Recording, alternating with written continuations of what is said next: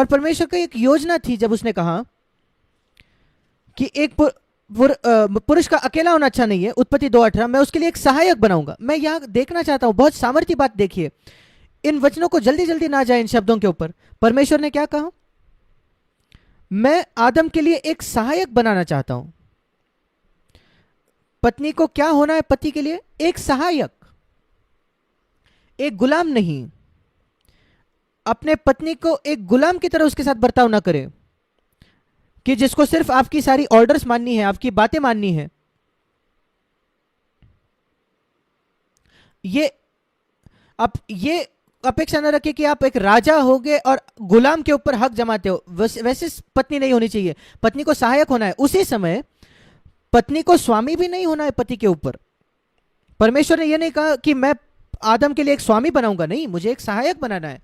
और जैसे किसी ने कहा कि परमेश्वर ने एक पसली ली आदम के बाजू से, उसने एक हड्डी आदम के सिर से नहीं ली कि वो स्त्री पुरुष पर हक जमाए, अधिकार करे।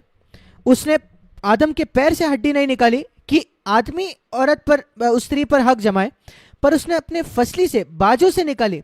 शायद वो बाई ओर होगा जहां उसका हृदय था, ताकि वो पुरुष हमेशा अपने पत्नी को अपने हृदय के पास रखे, उसके बहुत नजदीक, ये पहचानते हुए कि वो उसके साथ एक है।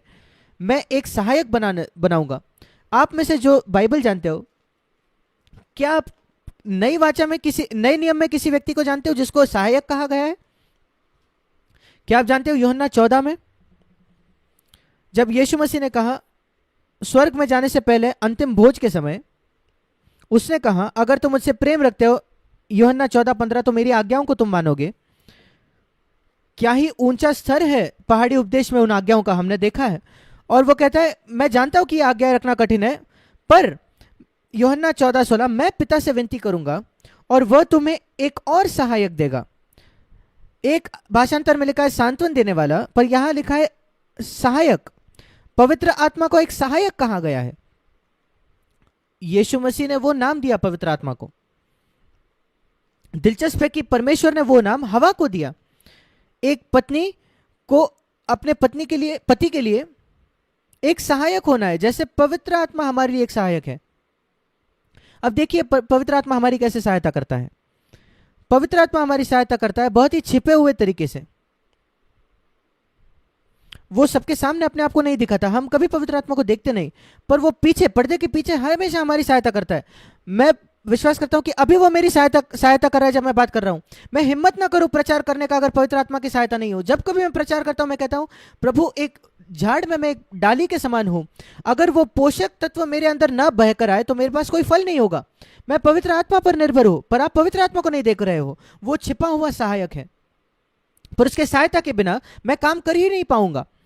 और एक पति को यह पहचानना है कि उसके पत्नी उसके छिपे हुए सहायक के बिना वो काम नहीं कर पाएगा। और पत्नी को भी यह पहचानना है कि मुझे सबके सामने जाने में ना होने की जरूरत नहीं, फिर मुझे क्यों जाने मनाना अगर पवित्र आत्मा नहीं ढूंढ रहा। मुझे एक छिपा हुआ सहायक होना है अपने पति के लिए, जैसे पवित्र आत्मा है मनुष्य के लिए। अद्भुत है कि हम एक वचन को दूसरे वचन से तुलना करके देखें। दूसरी एक बात जो मैं यहां देखता हूं, परमेश्वर ने सब कुछ तैयार करके रखा था आदम और हवा के लिए, उनको एक करने के पहले, बनाने के पहले। यह अद्भुत है, यह पहचानना। हमें यह विश्वास रखना है कि अगर परमेश्वर ने आपको एक किया है शादी में, तो बहुत अद्भुत बातें हैं जो परमेश्वर ने आपके लिए तैयार करके रखी है। आपके पास यह विश्वास होना ही चाहिए।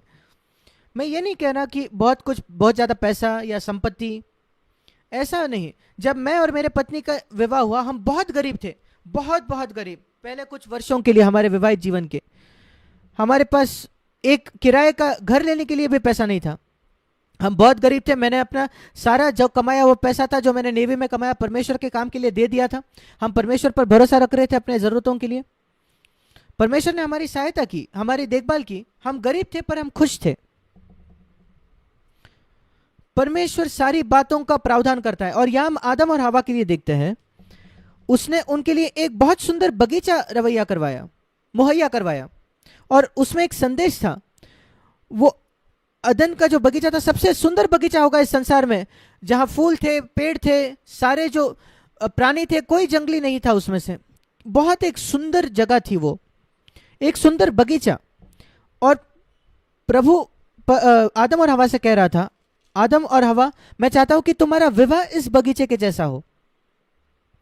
मैं चाहता हूं कि तुम्हारा एक दूसरे के साथ जो रिश्ता है, संबंध है, वो इस सुंदर बगीचे के जैसे हो, जहां लोग आ सके और सुंदर उस फूलों का सुगंध ले, फल ले, और उस फल को वो खा सके। क्या एक अद्भुत जगह काम है ये, अगर एक विवाह ऐसा हो। वो है परमेश्वर का मूलभूत उद्देश्य विवाह के लिए। आपका विवाह एक बगीचे के समान होना चाहिए, जहां दूसरे लोग आकर आनंद उठा सकते हैं उस सुगंध का, उस अच्छे दृश्य का, आत्मिक तौर पर, और उस फल का, आपके जीवन से जो आ रहा है। वो परमेश्वर का उद्देश्य है। पर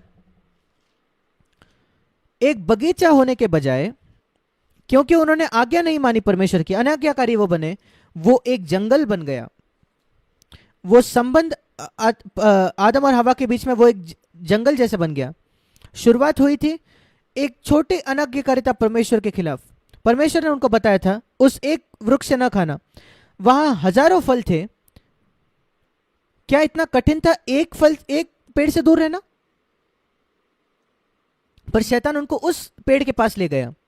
शैतान हमेशा यही कोशिश करेगा कि आपको किसी ऐसे चीज के पास ले जाए जो आप परमेश्वर के साथ के संबंध को नष्ट कर दे, और आपके पत्नी के साथ के संबंध, जीवन साथी के साथ जो रिश्ता है उसको नष्ट कर दे। इसको याद रखें। शायद 10,000 बातें हो सकती है जो आप कर सकते हो, वो बातें अच्छी हो सकती है। शैतान आपको उस एक चीज के पास ले जाएगा जो समस्या खड़ी करेगी। सोच कर देखिए कितनी अच्छी बातें पति पत्नी एक दूसरे के लिए करते हैं, पर शैतान आपको उस एक बात की याद दिलाएगा जो आपके पत्नी ने नहीं की या आपके पति ने नहीं की, और आपको उसी बात पर याद दिलाते रहेगा ताकि आप दोनों के बीच में एक दूरी आ जाए, आपके और आपके जीवन साथी के बीच। वैसे ही शैतान है। एदन के बगीचे से इस पाठ को सीखे। वो एक बात को खोज रहा है शैतान, जो आपको भ्रमा के ले जाए, एक दूसरे से दूर कर दे। और वही होता है, वही हुआ। हवा मूर्ख थी, उसने शैतान की बात मानी और तुरंत अपने पति परमेश्वर से वो अलग हो गई। और फिर उसने वो फल जो है अपने पति को दिया। अब जब मैंने पहले उत्पत्ति 3 अध्याय को पढ़ा, मुझे लगा आदम कहीं और घूम रहा था उस बगीचे में, जब तक मैंने उत्पत्ति 3 उसका 6वां वचन नहीं पढ़ा, और यह देखा कि आदम बिल्कुल वहीं खड़ा था हवा के बाजू में। वो दोनों एक साथ खड़े थे इस इनकार किए हुए वृक्ष के सामने। और जब शैतान ने बात की हवा से, आदम सुन रहा था। क्यों वो चुपचाप खड़े रहा? क्यों उसने अपने पत्नी को यह नहीं कहा, अरे हमें इसको नहीं सुनना है, आइए हम यहां से चले जाएं, हम इस सर्प से नहीं सुनना चाहते? क्यों उसने अपनी जगह नहीं ली एक परिवार का मुखिया होने के नाते? और वही मैं कई बार पूछता हूं, क्यों एक पति वो जगह नहीं लेता कि वो इस परिवार का मुखिया है, जब वो देखता है कि उसके घर में कुछ आ रहा है, उसके पत्नी के द्वारा, उसके बच्चों के द्वारा, जो वो जानता है परमेश्वर को अपमानजनक है, अनादर करने वाला है। क्यों वो एक वहां खड़ा नहीं होता किसी गंदे मूवी के खिलाफ जो देखा जा रहा है टीवी पर, या कोई पुस्तक जो एक मसीह को पढ़ने लायक भी नहीं है, या एक मैगजीन जो एक मसीह के पास अपने घर में नहीं होना चाहिए? क्यों वो अंदर आने देता है ऐसी चीजों को? क्यों वो आदम के जैसे चुपचाप खड़ा होता है? आदम को बनाया गया था ताकि वो परिवार का मुखिया बने। वो असफल हुआ, और कई पति बिल्कुल उसी तरीके से असफल हुए हैं।